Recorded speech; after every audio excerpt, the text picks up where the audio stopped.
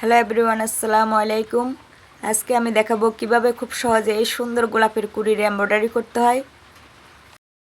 প্রথমে আমি ডাল ও পাতা সেলাই করে নেব। তার জন্য আমি এখানে দুটি কালারের সুতো নিয়েছি। ডাল করার জন্য আমি এখানে 7টা সুতো নিয়েছি। এটা করা কিন্তু খুব সহজ, তোমরা নতুনরাও চাইলে কিন্তু খুব সহজে এটা করে নিতে পারবে। আমি এখানে কাউসিং স্টিচ ব্যবহার করব। তোমরা ভিডিওটি মনোযোগ সহকারে দেখবে, আশা করি তোমাদের ভালো লাগবে।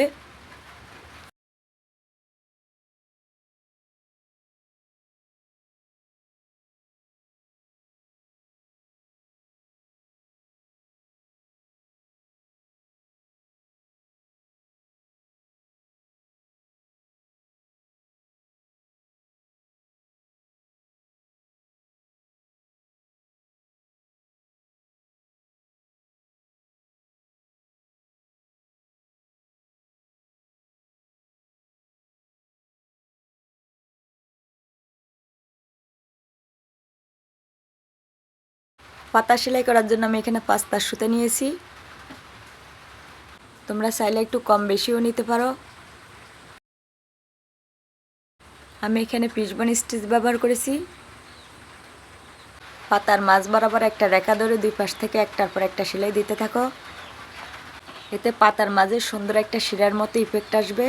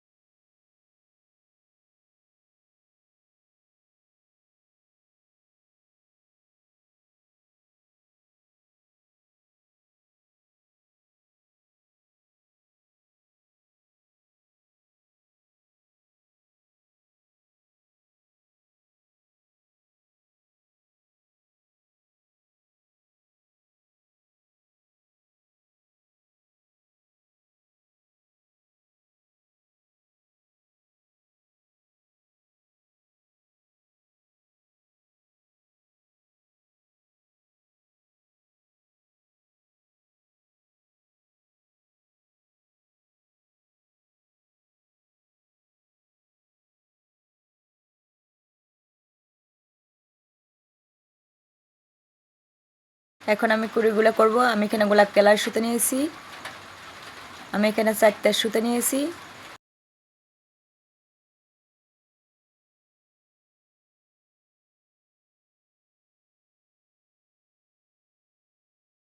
আমি এখানে স্যাটিন স্টিচ ব্যবহার করেছি। খেয়াল রাখবে প্রতিটা ফোর যেন একটা গা ঘেঁষে আরেকটা পরে, কোনো গ্যাপ যেন না থাকে, তাহলেই কুড়িটা স্মুথ আর সুন্দর লাগবে।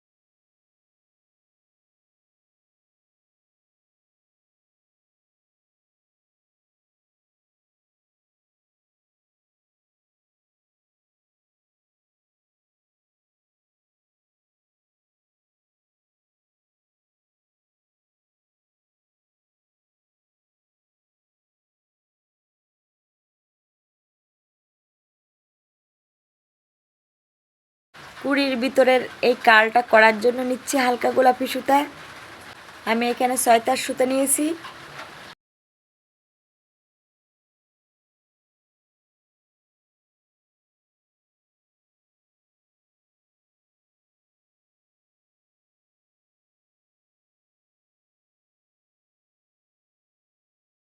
এটার নাম বুলিয়ন নট। সুইটা কাপড় থেকে বের করে সুতাটা সুইয়ের গায়ে 35 থেকে 40 বার পেঁচিয়ে নেবে।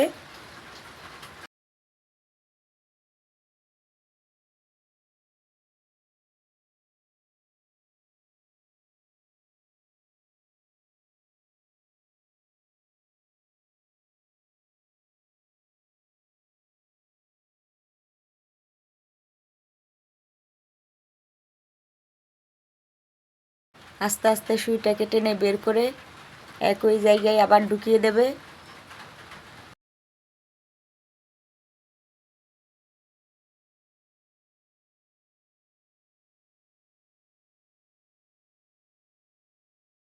দেখো কি সুন্দর একটা কার্ল হয়ে গেল।